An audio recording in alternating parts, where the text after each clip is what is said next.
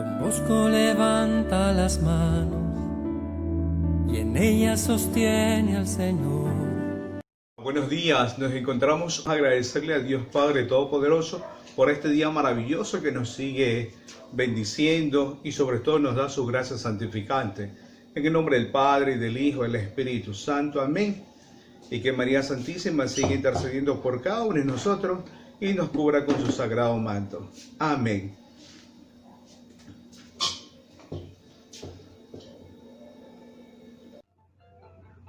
Hola estudiantes de noveno año, continuamos con la siguiente parte desarrollando los temarios de estudios sociales. Entonces vamos avanzando. Número 8. Nombre los virreinatos de Latinoamérica que fueron desapareciendo en el siglo XIX. Recordemos que estos virreinatos todos tenían el poder desde España. Entonces estos virreinatos también comprendía, obviamente, su parte de que esto me pertenece, esto es de España. Entonces como perdió en ese sentido por la invasión que sufrió por Francia y al mando de Bonaparte, Napoleón Bonaparte invadió España, entonces pierde ese poder que tenía sobre América, sobre los territorios americanos. Entonces, ¿cuáles son esos virreinatos? Vemos los colores que están en el color verde, que está en México y parte de Estados Unidos. Lo que correspondía era la Nueva España. Obviamente los territorios de México pertenecía y parte de Estados Unidos también, partes. Mientras que el color rosa tiene que ver con el Virreinato de Perú. Virreinato de Perú. Y el color medio cremita, que está en la parte de arriba, comprenden ahí el Virreinato de Nueva Granada, que eran los países actuales ahora, Venezuela, Colombia y Ecuador, que correspondían a la Gran Colombia en ese tiempo. En el tiempo del proyecto, el proyecto de Simón Bolívar, que formaron una Gran Colombia. Entonces, y la última en color gris, en la parte de gris o lila por ahí, tenemos el Virreinato de la Plata, quienes comprendían los países de Bolivia, Chile, Argentina, Paraguay y Uruguay. Usted me va a preguntar, ¿y de Brasil? Brasil obviamente ya pertenecía más bien para los Portugal. Y en Portugal obviamente el portuñol, el lenguaje, el dialecto que es obviamente va a referenciar en ese país. Entonces ahí están los virreinatos que comprendía el imperio español sobre América Latina. Continuamos con el siguiente tema, número 9. Explique dos reformas que buscaron romper con la herencia colonial. Una de esas era las mitas agrícolas. ¿Y qué eran las mitas agrícolas? Era el trabajo obligatorio que se realizaban por los mitayos en las tierras del Estado. Es decir, eran explotados en sus mismas tierras. Obviamente ellos tenían que sembrar y cosechar. Y todos tenían que ir a trabajar en la tierra. Por eso los esclavos, obviamente en ese tiempo, ya no aguantaban la manera como los trataban. Y la siguiente era la mita de plazas. Eran las faenas laborales realizadas por los mitayos en las ciudades por un plazo semanal. Puede ser construyendo templos, municipios, otros trabajos realizados en la urbe. Si observamos en la gráfica, todos estaban, obviamente, en la manera servil, en la manera más como esclavos, todos encadenados, amarrados, y todos deberían ir a trabajar. Y era obviamente la parte de la explotación sin recibir, obviamente, un salario. Y lo poco que recibía era poca comida para poder alimentarse en esa época. Seguimos ahora con el tema número 10. ¿Quién fue Gabriel García Moreno? Gabriel García Moreno, la descendencia de la familia García, entonces corresponde. Vamos a ver quién fue. García Moreno llegó al poder tras la crisis de 1859. La Asamblea Constituyente se reunió en Quito el 10 de enero de 1861, donde se elige a Gabriel García Moreno como presidente. Su régimen se caracterizó por una intensa represión, falta de libertad, de expresión y violación a la Constitución. Para asegurar la continuidad de su proyecto, apoya la presidencia de Jerónimo Carrión, quien triunfó en las elecciones 1865, pero ya en su tercer mandato no lo pudo cumplir. Solo cumplió 2 periodos como presidente. En el tercero, obviamente, ya fue asesinado.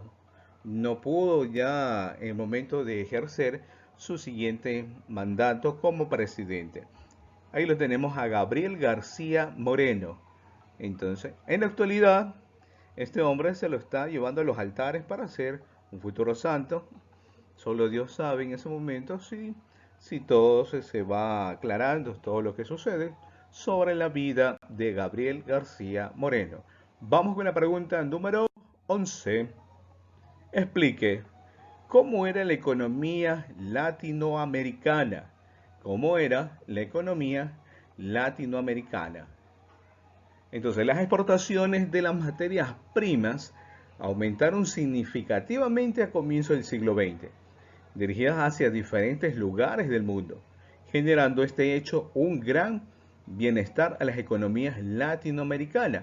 Recordemos que ese tiempo la economía era del caucho, la textilería y la agricultura, lo que generaba económicamente a estos pueblos de América del Sur. Entonces, a partir de estos comienzos del siglo XX, vamos al tema número 12. ¿Cuál fue el pensamiento científico y social en el siglo XIX? Observamos, tenemos el pensamiento de Charles Darwin. Este personaje, este científico, nos hablaba sobre la teoría de las especies y la teoría de la evolución. Dos momentos que realmente científicamente muchas personas comenzaron ya a seguir, obviamente, esta parte o tendencia de ser excelente persona y sobre todo el conocimiento de la ilustración.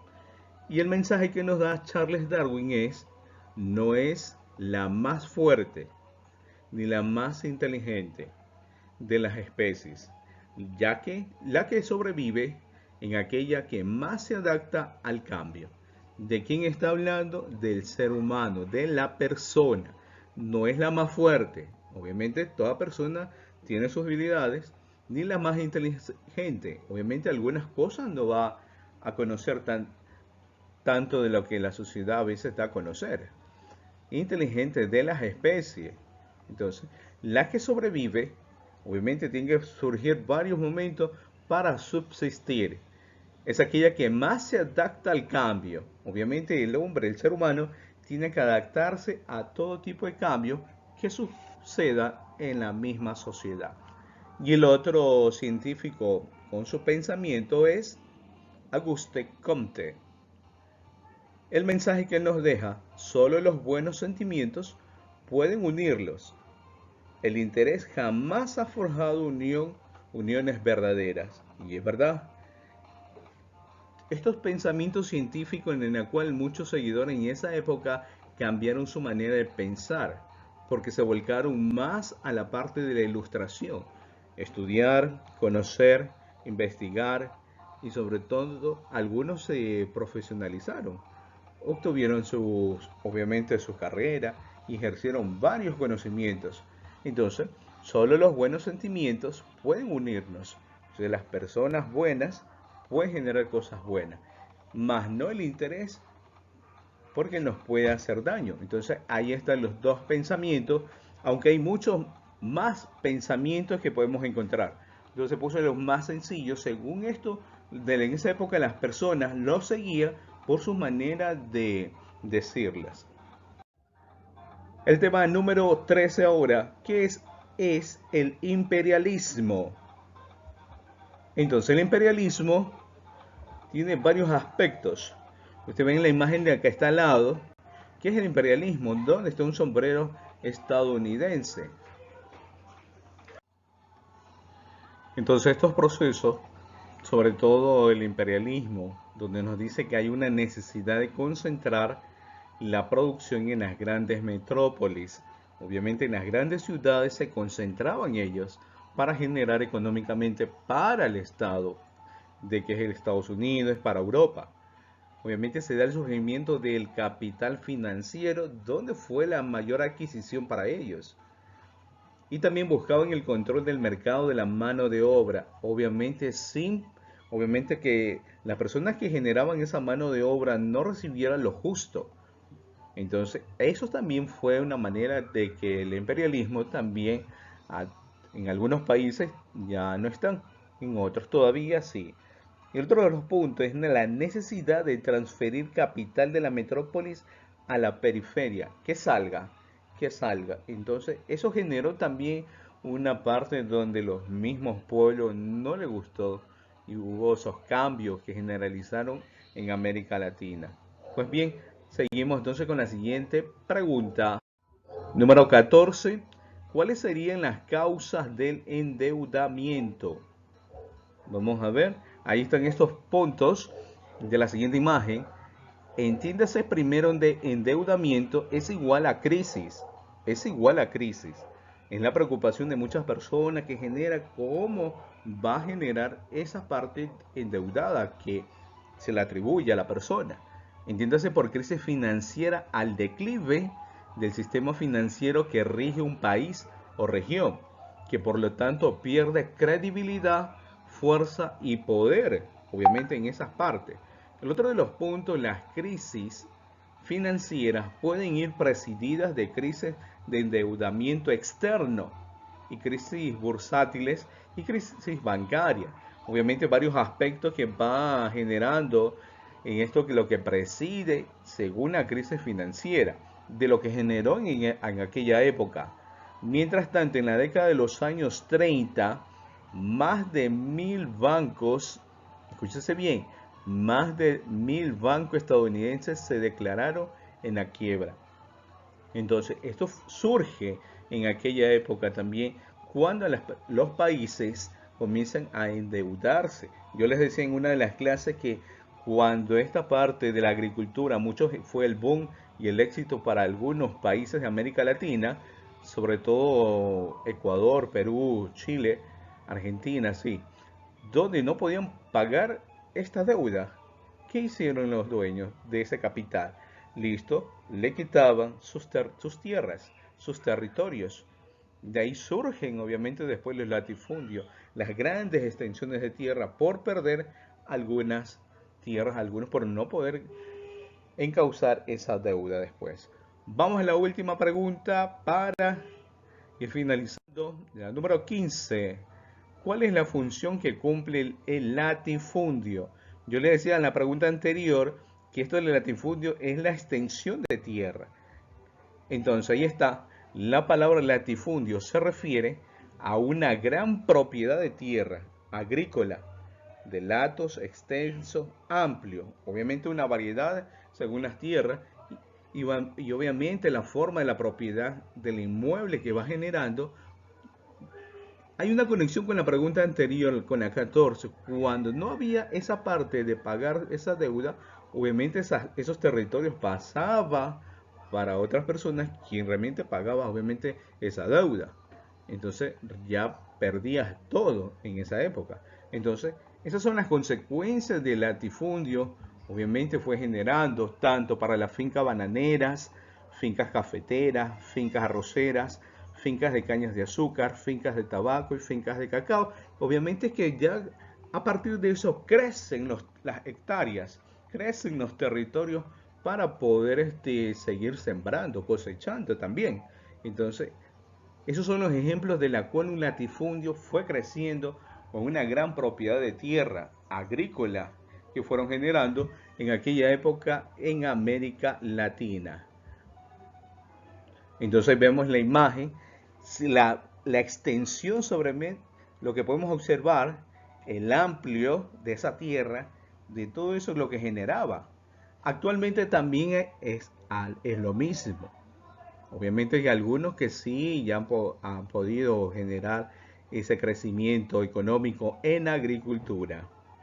Muy bien. Gracias, muchas gracias, estudiantes del noveno año. Y nos preparamos para nuestra evaluación del tercer parcial. Estar atentos que también estoy enviando los temarios para el examen del primer trimestre, que también obviamente se los voy a enviar a sí mismo desarrollándola para que poder estudiar. Muchas gracias, bendiciones, nos vemos hasta una próxima. Cuídense.